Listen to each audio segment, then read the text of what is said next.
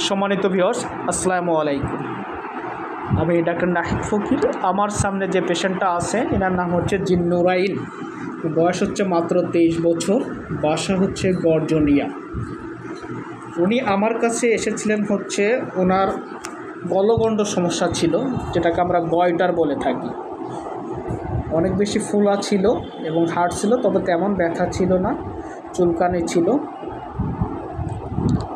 মাথা ব্যথা ছিল, চোখে ব্যথা ছিল, পায়খানা শক্ত হতো ইত্যাদি সমস্যা নিয়ে আমার এখানে এসেছিলেন।